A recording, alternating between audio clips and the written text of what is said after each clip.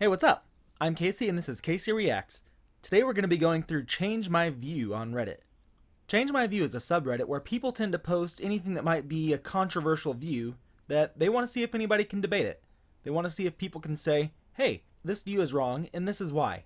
The difference between this and Steven Crowder's Change My Mind is these people actually post this with the intention of, hey, I might actually have my mind changed here. Whereas Steven Crowder just wants to, pat himself on the back and say, ha, I'm right all the time. Basically, I'm going to read the post, read the top comment on the post, and then put in my own insight. Alright, let's get right to it. Reddit is a terrible place for relationship advice and personal advice, and people should stop asking for it on here. Title says it all. I can't tell you how many times I see posts where people ask for advice, for example, a relationship, and even when it's just a minor issue, you see a bunch of comments saying, you should break up. At this point, it's even an inside joke that Redditors always say something along those lines. Another great example is that people always advise giving therapy. I bet a large amount of money that most people who advise that either have never gone to therapy or only recommend it because a bunch of others do as well.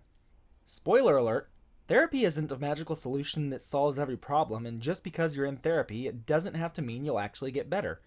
Reddit is a good place for advice if you're looking for things unrelated to people, but most advice you see on Reddit regarding people and relationships is just plain terrible. I disagree. I browse advice subreddits occasionally, and I think the pool of Redditors is broad enough that their advice tends to be pretty level-headed. For relationship advice, I haven't noticed people recommending a breakup unless it's clearly an abusive relationship. Most of the time, their advice is just to communicate with their partner, which is basically what any relationship therapist will tell you to do. Speaking of therapy, when is seeking therapy ever a bad idea? Nobody says that it fixes your problems for you. Nobody denies that therapy involves the work of self-improvement. People just realize that therapy is one of the best ways to face your problems head-on, so it's pretty easy advice to give.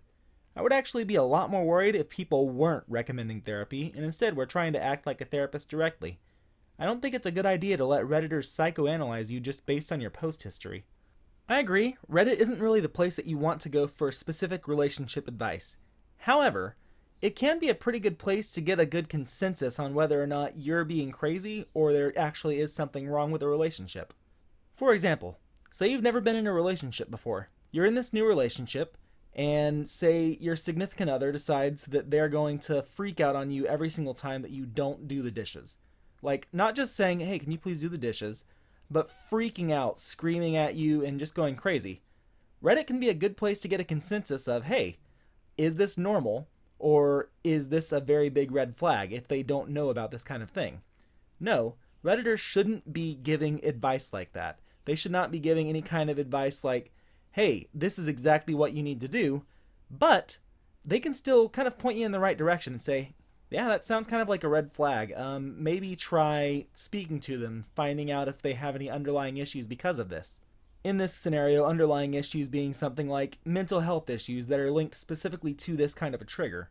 No, you can't take direct advice as golden and infallible, but if you take this direct advice with a grain of salt, you can still see where it can apply to your relationship. As for therapy, no, therapy isn't a cure-all for everything. However, it does help you get things out with a third party. It does help someone that's trained in this specific area to see, okay, well, this is definitely not normal behavior. Let's try to get to the bottom of this. Or, hey, this is normal behavior. Let's find out why you think this is not normal. Therapy isn't a miracle cure, but therapy really does help as long as you put in the work and actually take the therapist's advice. They're licensed to do this exact thing. Planned obsolescence is the same as deliberately selling a defective product, and the time frame should be disclosed to the purchaser. Firstly, planned obsolescence is different to using poor quality components materials for cost saving. Planned obsolescence is deliberately including design flaws to ensure a product stops working or has a reduced performance after a certain amount of time. It does not include items that need to stop working for safety reasons such as an expired gas detector. As an example, there are two very similar phones that cost $500 each. One has a PO date of 2 years and the other has a PO date of 5 years. As each phone gets nearer to its PO date, its value approaches 0. So, after year 1, the first phone is worth less than the second. The second phone represents a better investment. It's not possible for consumers to make the best decision for their financial circumstances without knowing the PO date, and the manufacturer should have to disclose it. I really want to agree with you, but planned obsolescence does not actually follow the logic of this phone must break in 2 years. It follows the logic of we don't care if this phone only lasts 2 years. They don't intentionally design it to fail by a certain date. That's actually illegal. They just don't design it to last beyond a certain date, and if it does, it's just a happy coincidence. They also ignore critical design flaws from time to time. Planned obsolescence also revolves around making products difficult or prohibitively expensive to repair. For example, sealing the phone with glue, no user serviceable parts, warranty void if removed, also illegal but never really enforced, serializing chips, requiring custom proprietary tools for repairs, and only making parts and software available to OEM manufacturers. The legality of this is currently being debated. Look up Louis Rossmann on YouTube. So I don't know too much on the topic of planned obsolescence, but from what I've heard, there are certain things like updates that tend to slow your phone down. It tends to make the processing power go up to the point where it starts to overwork your phone and your phone starts to wear down. Similar thing happens whenever you use a fast charge cable. The fast charge cable basically makes it to where your phone's working so hard to charge it that it's going to start burning that out and making your phone last a lot shorter. It's actually better to use a regular cable even if your phone is fast charge enabled. It takes a little bit longer, but it'll make sure that your phone lasts at least a little bit longer than that as well. I absolutely agree. I believe that there should be a date on there where it says, hey, this phone should last until this point. I think you can look and see a general date by looking at the warranty, such as if the phone has a 1-year warranty, that means that, yeah, the phone will probably crap out on you after that warranty date. So if your phone breaks before then, yeah, it's covered. If after, then it was kind of planned, but not necessarily planned to say they wanted it to break then. They just planned it as, hey, your phone's probably going to break, but it's past the warranty, so we don't have to replace it. I do believe that there should be a date printed on the phone, on the box, or wherever that says, hey, this phone is going to be obsolete at this point in time. Will they do that? Absolutely not, because then the consumer is going to go to whatever competitor has a better time length on their phone. At that point, the original phone developer will either have to A, make their phones last longer, or B, lose business, neither of which they want to do. They want to make it to where your phone is going to crap out on you right around the time that the next generation or the one after that comes out. It's very convenient. Every phone I've ever had does it. Around the time that the next generation comes out, the phone magically starts lasting a little bit shorter whenever it comes to a full charge. Starts going a little bit slower, starts having a little bit more trouble connecting to data. Unfortunately, as far as I can tell, there's nothing that we can do without actually working for those companies and moving our way up. I mean, I'd suggest boycotting, but every single phone manufacturer does this, so you can't really boycott using a phone. Everybody needs them in their day-to-day lives. Making children finish their plate of food does more harm than good. I get it. Kids can be picky eaters, but if they're done eating and they say they aren't hungry, chances are they probably just are not hungry. Infants have the basic sense to cry when they're hungry. In the next few years, children can still recognize that yes, they are hungry. By forcing them to eat more, you condition them to ignore their body when they feel full.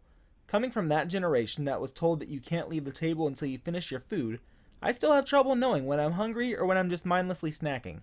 Kids have smaller stomachs, and half the time, the portion they're given are way too big anyways.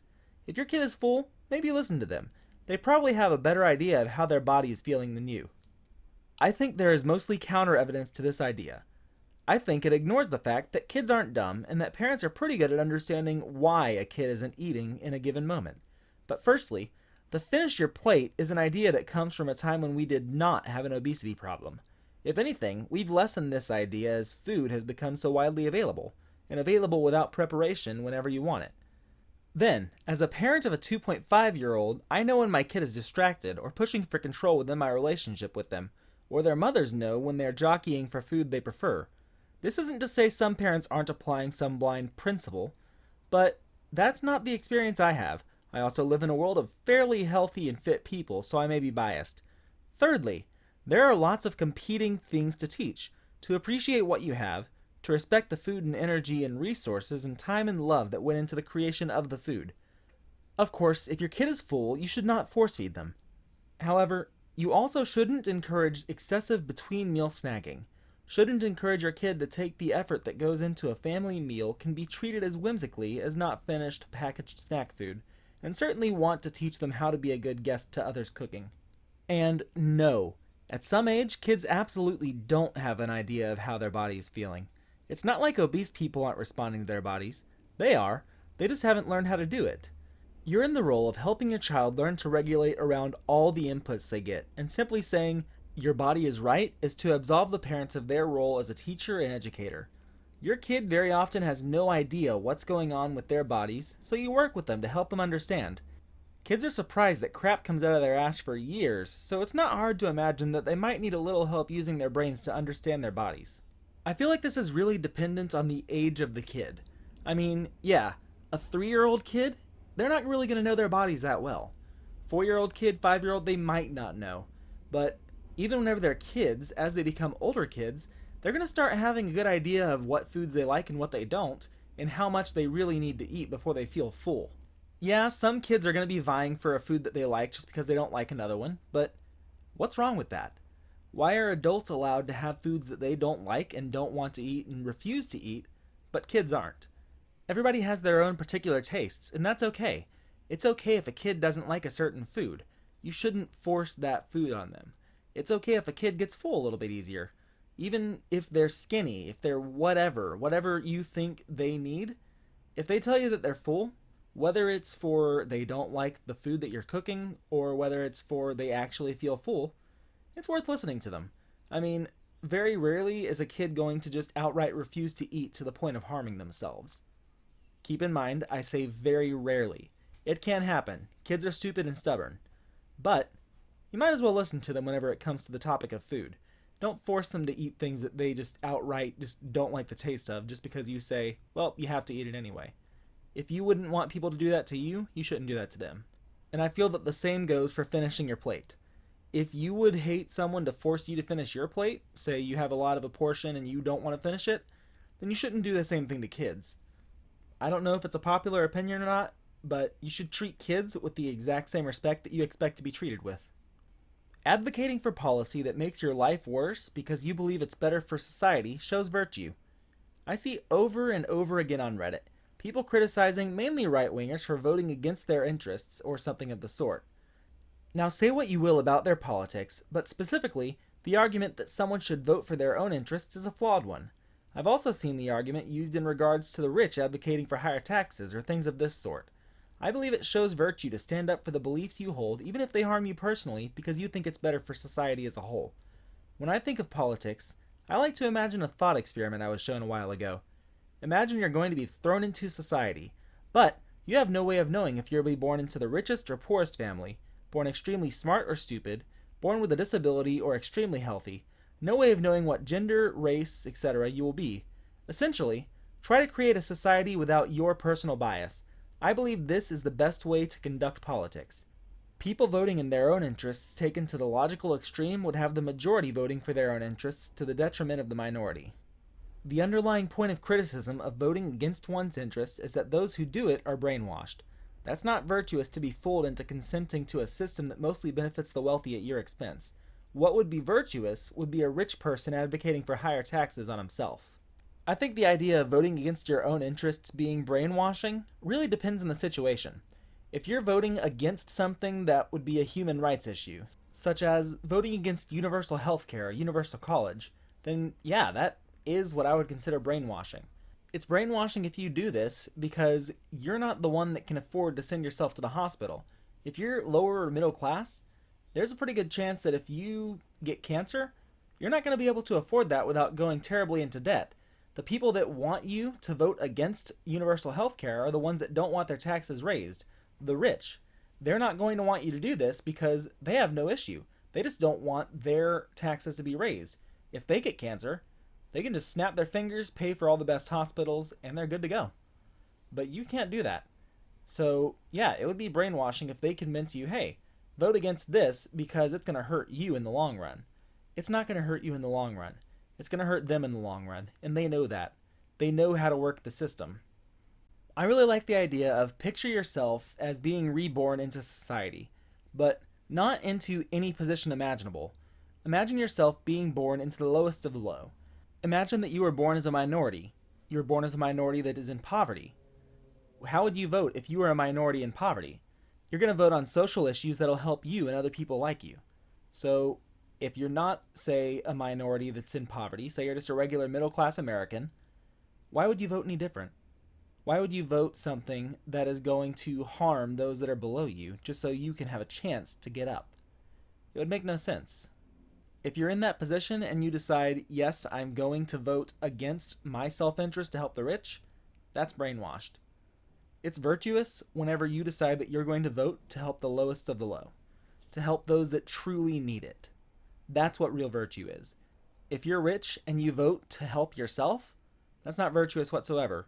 But if you're rich and you vote to raise taxes on yourself so those that are below you can have more assistance, that's one of the most virtuous things you can do. Hey guys, thank you so much for watching and supporting my channel. Please be sure to come back throughout the week for more content. Like and subscribe to help keep the channel going and growing. Have a great week.